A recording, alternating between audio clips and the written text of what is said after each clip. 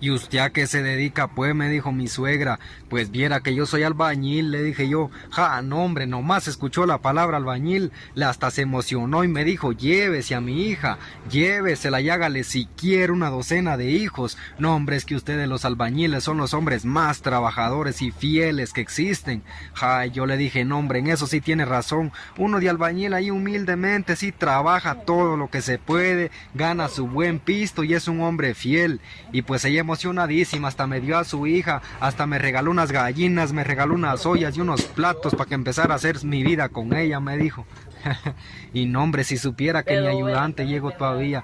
Fui a pedir trabajo para allá donde estaban haciendo una casa, pero no me quisieron dar trabajo los cerotes. Pero bueno, lo importante es que la suegra ya me dio a su hija.